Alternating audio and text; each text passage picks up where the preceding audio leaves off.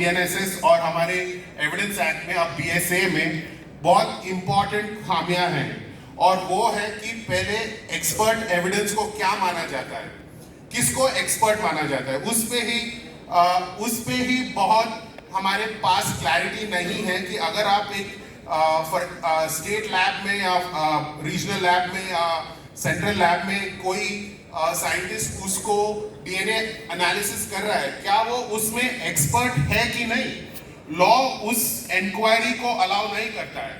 और हमारे केसेस में हमें देखा गया कि किसी का ट्रेनिंग फिजिक्स में है, किसी का ट्रेनिंग बायोलॉजी में है, किसी का ट्रेनिंग केमिस्ट्री में है, और वो बैठ के डीएनए एनालिसिस कर रहे हैं। बस एक वीक का ट्रेनिंग जो दिया गया है, जो वो किट्स यूज करते हैं, उस किट्स का मैन्युफैक्चरर आके उनका ट्रेनिंग करते हैं एक हफ्ते के लिए, और सडनली फिजिसिस्ट बन जाते हैं डीएनए एनालिस्ट, राइट। और जो एक्सपर्ट है वो कौन है, उस पे लॉ में क्लैरिटी नहीं है, सुप्रीम कोर्ट के केस लॉ में क्लैरिटी नहीं है, और ना ही क्लैरिटी है कि साइंस क्या है, जो साइंटिफिक एक्सपर्ट है, किसको साइंस कहा जाता है। हर चीज पे जिसपे फोरेंसिक साइंस का लेबल लगाया जाता है वो एक्चुअली साइंस नहीं है। साइंस का एक बहुत ही टेक्निकल डेफिनेशन होता है कि कौन सी चीजें साइंस हो सकती है। क्या ब्लड स्प्लैटर एविडेंस साइंस है? क्या बाइट मार्क एविडेंस साइंस है?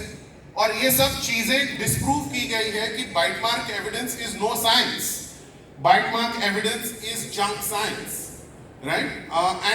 और ये जंक साइंस और एक्चुअल साइंस में क्या फर्क है, हमारा लॉ जो एविडेंस लॉ का एडमिसिबिलिटी का क्वेश्चंस है, वो उसको एक्सप्लोर करने में बहुत सारे बैरियर्स हैं, दिक्कतें हैं कि क्या हम इसको पूछ सकते हैं कि ये साइंस है कि नहीं। दूसरा है कि एक्सपर्ट को जो एग्जेम्पशन है सीआरपीसी में फ्रॉम क्रॉस एग्जामिनेशन, हम बहुत ही कम केसेस में एक्सपर्ट्स को बुला के क्रॉस एग्जामिन करते हैं डीएनए केसेस में।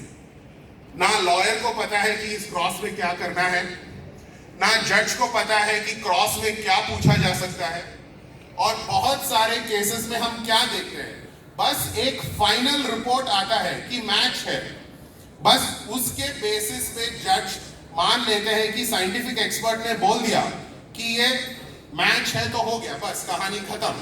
और ये एक हमारा जो एटीट्यूड है कि अगर साइंटिफिक एक्सपर्ट ने बोला है तो वो ठीक ही होगा, ये बिल्कुल गलत है। क्योंकि ये जो डीएनए रिपोर्ट आपके पास आ रहा है कोर्ट में फाइनली, वो भी ओपिनियन एविडेंस है, वो भी उस एक्सपर्ट का राय है। लेकिन क्रॉस एग्जामिनेशन में क्या पूछा जाना चाहिए वो है कि उन्होंने उस राय पे कैसे पहुंचा, उन्होंने how did they come to that opinion, what procedure did they follow the protocol, is there a protocol, is there a working procedure manual in the lab, क्या लैब के कंडीशंस ठीक है।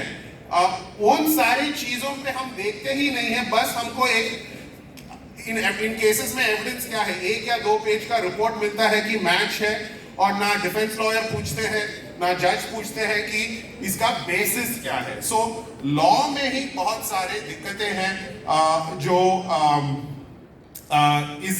बहुत सारे low quality forensic evidence in DNA cases को allow करता है।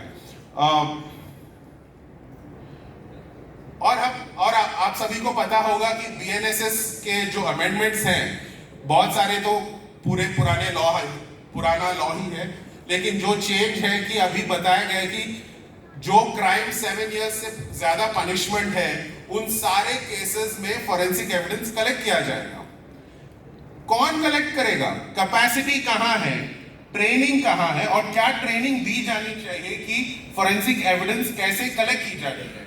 ना पुलिस के पास उतना एक्सपर्टीज और ट्रेनिंग है, ना फोरेंसिक लैब्स के पास है, और लॉ में जो ओपनिंग दिया गया है, अब प्राइवेट एक्सपर्ट्स का ओपनिंग बनाया गया है लॉ में, लेकिन उनका स्टैंडर्ड्स क्या होगा, और on standards of collection and storage.